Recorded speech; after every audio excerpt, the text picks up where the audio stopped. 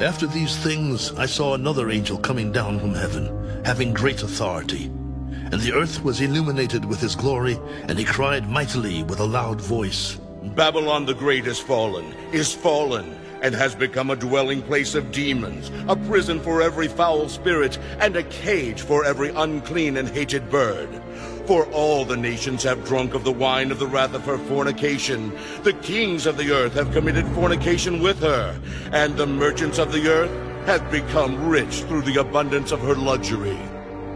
And I heard another voice from heaven. Come out of her, my people, lest you share in her sins, and lest you receive of her plagues. For her sins have reached to heaven, and God has remembered her iniquities. Render to her just as she rendered to you, and repay her double according to her works. In the cup which she has mix double for her. In the measure that she glorified herself and lived luxuriously, in the same measure give her torment and sorrow. For she says in her heart, I sit as queen, and am no widow, and will not see sorrow. Therefore her plagues will come in one day, death and mourning and famine. And she will be utterly burned with fire. For strong is the Lord God who judges her. The kings of the earth who committed fornication and lived luxuriously with her will weep and lament for her when they see the smoke of her burning, standing at a distance for fear of her torment, saying, Alas, alas, that great city Babylon, that mighty city, for in 1 hour your judgment has come. And the merchants of the earth will weep and mourn over her, for no one buys their merchandise anymore. Merchandise of gold and silver, precious stones and pearls, fine linen and purple, silk and scarlet, every kind of citron wood, every kind of object of ivory, every kind of object of most precious wood, bronze, iron, and marble, and cinnamon and incense, fragrant oil and frankincense, wine and oil, fine flour and wheat, cattle and sheep, horses and chariots, and bodies and souls of men. The fruit that your soul longed for has gone from you, and all the things which are rich and splendid have gone from you, and you shall find them no more at all. The merchants of these things who became rich by her will stand at a distance for fear of her torment, weeping and wailing, and saying, Alas, alas, that great city that was clothed in fine linen, purple and scarlet, and adorned with gold and precious stones and pearls. For in 1 hour such great riches came to nothing. Every shipmaster, all who travel by ship, sailors, and as many as trade on the sea, stood at a distance and cried out when they saw the smoke of her burning, saying, What is like this great city? They threw dust on their heads and cried out, weeping and wailing, and saying, Alas, alas, that great city, in which all who had ships on the sea became rich by her wealth. For in 1 hour she is made desolate. Rejoice over her, O heaven, and you holy apostles and prophets, for God has avenged you on her. Then a mighty angel took up a stone like a great millstone and threw it into the sea.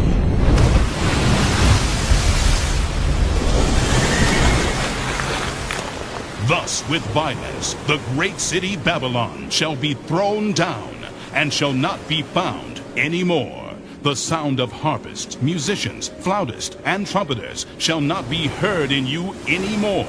No craftsman of any craft shall be found in you any more, and the sound of a millstone shall not be heard in you any more. The light of a lamp shall not shine in you any more, and the voice of bridegroom and bride shall not be heard in you any more. For your merchants were the great men of the earth, for by your sorcery all the nations were deceived, and in her was found the blood of prophets and saints, and of all who were slain on the earth.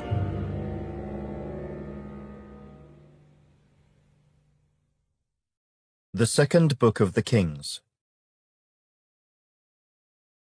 Chapter 8. Then Elisha spoke to the woman whose son he had restored to life, saying, Arise and go, you and your household, and stay wherever you can. For the Lord has called for a famine, and furthermore, it will come upon the land for 7 years. So the woman arose and did according to the saying of the man of God. And she went with her household and dwelt in the land of the Philistines 7 years. It came to pass, at the end of 7 years, that the woman returned from the land of the Philistines. And she went to make an appeal to the king for her house and for her land. Then the king talked with Gehazi, the servant of the man of God, saying, "Tell me, please, all the great things Elisha has done." Now it happened, as he was telling the king how he had restored the dead to life, that there was the woman whose son he had restored to life, appealing to the king for her house and for her land. And Gehazi said, "My lord, O king, this is the woman, and this is her son whom Elisha restored to life." And when the king asked the woman, she told him. So the king appointed a certain officer for her, saying, "Restore all that was hers, and all the proceeds of the field from the day that she left the land until now." Then Elisha went to Damascus, and Ben-Hadad king of Syria was sick. And it was told him, saying, "The man of God has come here." And the king said to Hazael, "Take a present in your hand, and go to meet the man of God, and inquire of the Lord by him, saying, Shall I recover from this disease?" So Hazael went to meet him, and took a present with him, of every good thing of Damascus, 40 camel loads. And he came and stood before him, and said, "Your son Ben-Hadad king of Syria has sent me to you, saying, Shall I recover from this disease? And Elisha said to him, Go, say to him, You shall certainly recover. However, the Lord has shown me that he will really die." Then he set his countenance in a stare until he was ashamed, and the man of God wept. And Hazael said, "Why is my lord weeping?" He answered, "Because I know the evil that you will do to the children of Israel. Their strongholds you will set on fire, and their young men you will kill with the sword, and you will dash their children and rip open their women with child." So Hazael said, "But what is your servant, a dog, that he should do this gross thing?" And Elisha answered, "The Lord has shown me that you will become king over Syria." Then he departed from Elisha, and came to his master, who said to him, "What did Elisha say to you?" And he answered, "He told me you would surely recover." But it happened on the next day that he took a thick cloth, and dipped it in water, and spread it over his face so that he died. And Hazael reigned in his place. Now in the 5th year of Joram the son of Ahab, king of Israel, Jehoshaphat having been king of Judah, Jehoram the son of Jehoshaphat began to reign as king of Judah. He was 32 years old when he became king, and he reigned 8 years in Jerusalem. And he walked in the way of the kings of Israel, just as the house of Ahab had done, for the daughter of Ahab was his wife, and he did evil in the sight of the Lord. Yet the Lord would not destroy Judah for the sake of his servant David, as he promised him to give a lamp to him and his sons forever. In his days, Edom revolted against Judah's authority, and made a king over themselves. So Joram went to Zair, and all his chariots with him. Then he rose by night, and attacked the Edomites who had surrounded him, and the captains of the chariots, and the troops fled to their tents. Thus Edom has been in revolt against Judah's authority to this day, and Libnah revolted at that time. Now the rest of the acts of Joram, and all that he did, are they not written in the book of the Chronicles of the kings of Judah? So Joram rested with his fathers, and was buried with his fathers in the city of David. Then Ahaziah his son reigned in his place. In the 12th year of Joram the son of Ahab, king of Israel, Ahaziah the son of Jehoram, king of Judah, began to reign. Ahaziah was 22 years old when he became king, and he reigned 1 year in Jerusalem. His mother's name was Athaliah, the granddaughter of Omri, king of Israel. And he walked in the way of the house of Ahab, and did evil in the sight of the Lord, like the house of Ahab, for he was the son-in-law of the house of Ahab. Now he went with Joram, the son of Ahab, to war against Hazael, king of Syria, at Ramoth-Gilead, and the Syrians wounded Joram. Then King Joram went back to Jezreel to recover from the wounds which the Syrians had inflicted on him at Ramah, when he fought against Hazael, king of Syria. And Ahaziah, the son of Jehoram, king of Judah, went down to see Joram, the son of Ahab, in Jezreel, because he was sick. The Second Book of the Chronicles. Chapter 21. And Jehoshaphat rested with his fathers, and was buried with his fathers in the city of David. Then Jehoram his son reigned in his place. He had brothers, the sons of Jehoshaphat: Azariah, Jehiel, Zechariah, Azayahu, Michael, and Shephatiah. All these were the sons of Jehoshaphat king of Israel. Their father gave them great gifts of silver and gold and precious things, with fortified cities in Judah. But he gave the kingdom to Jehoram, because he was the firstborn. Now when Jehoram was established over the kingdom of his father, he strengthened himself, and killed all his brothers with the sword, and also others of the princes of Israel. Jehoram was 32 years old when he became king, and he reigned 8 years in Jerusalem. And he walked in the way of the kings of Israel, just as the house of Ahab had done. For he had the daughter of Ahab as a wife, and he did evil in the sight of the Lord. Yet the Lord would not destroy the house of David, because of the covenant that he had made with David, and since he had promised to give a lamp to him and to his sons forever.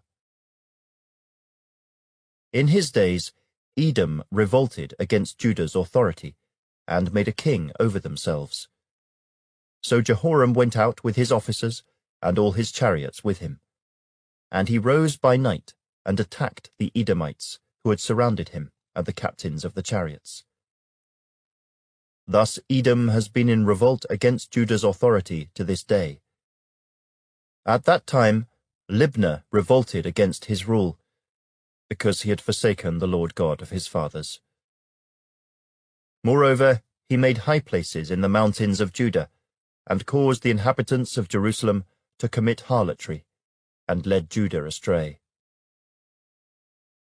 And a letter came to him from Elijah the prophet, saying, Thus says the Lord God of your father David, Because you have not walked in the ways of Jehoshaphat your father, or in the ways of Asa king of Judah, but have walked in the ways of the kings of Israel, and have made Judah and the inhabitants of Jerusalem to play the harlot like the harlotry of the house of Ahab, and also have killed your brothers, those of your father's household, who were better than yourself.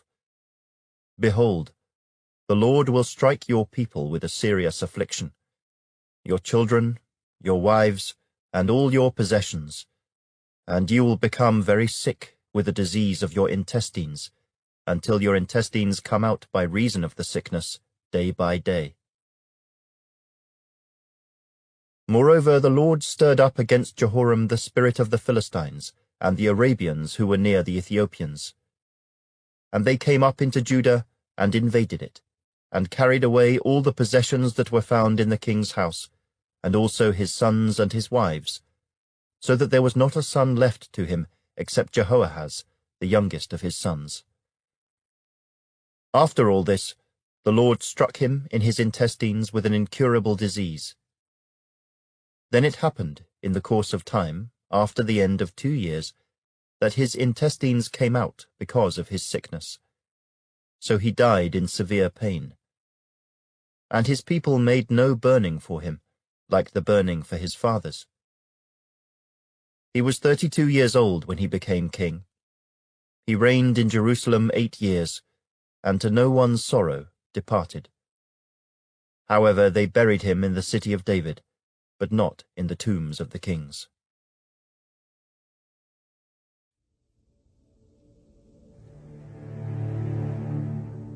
Psalm 27, a psalm of David. The Lord is my light and my salvation. Whom shall I fear? The Lord is the strength of my life. Of whom shall I be afraid?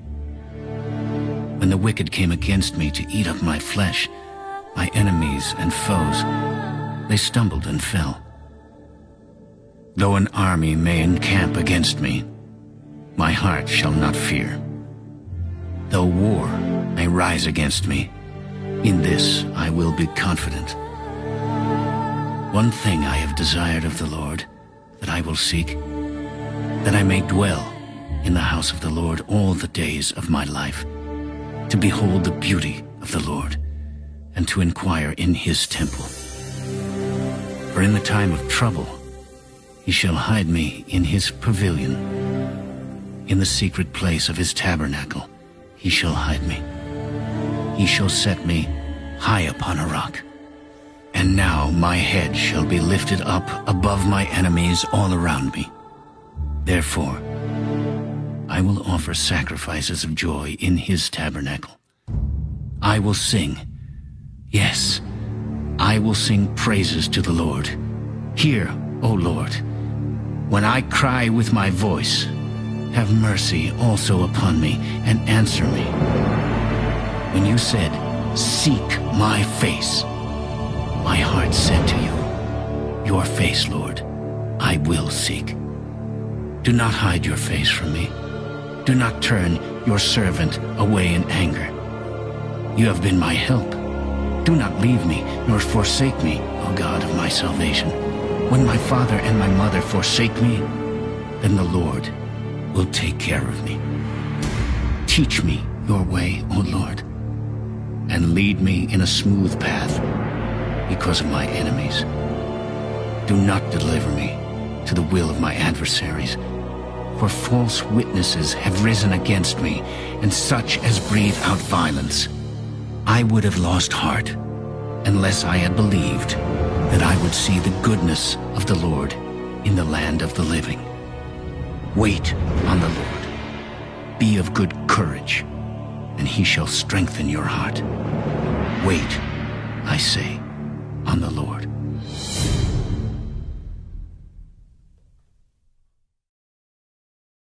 The Book of Proverbs. Better is the poor who walks in his integrity than one who is perverse in his lips and is a fool. Also, it is not good for a soul to be without knowledge, and he sins who hastens with his feet.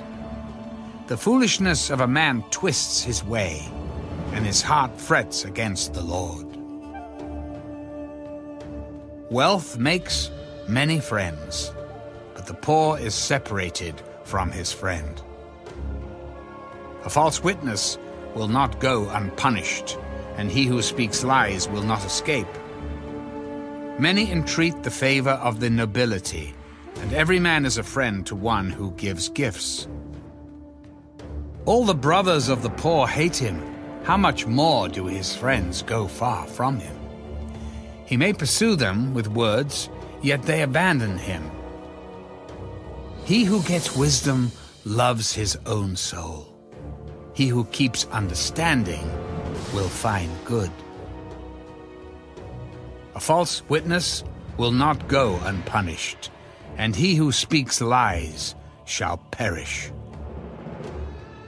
Luxury is not fitting for a fool, much less for a servant to rule over princes. The discretion of a man makes him slow to anger, and his glory is to overlook a transgression. The king's wrath is like the roaring of a lion, but his favor is like dew on the grass. A foolish son is the ruin of his father, and the contentions of a wife are a continual dripping. Houses and riches are an inheritance from fathers, but a prudent wife is from the Lord. Laziness casts one into a deep sleep, and an idle person will suffer hunger. He who keeps the commandment keeps his soul, but he who is careless of his ways will die. He who has pity on the poor lends to the Lord, and he will pay back what he has given. Chasten your son while there is hope. Do not set your heart on his destruction.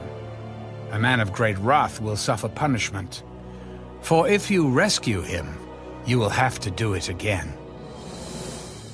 Listen to counsel and receive instruction, that you may be wise in your latter days. There are many plans in a man's heart. Nevertheless, the Lord's counsel, that will stand. What is desired in a man is kindness, and a poor man is better than a liar.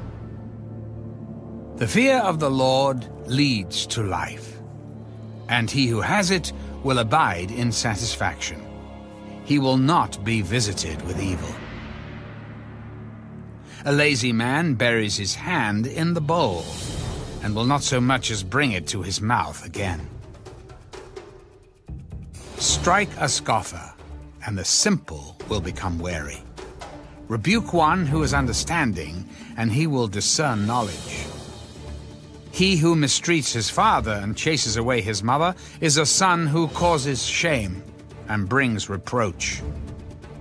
Cease listening to instruction, my son, and you will stray from the words of knowledge. A disreputable witness scorns justice, and the mouth of the wicked devours iniquity. Judgments are prepared for scoffers, and beatings for the backs of fools.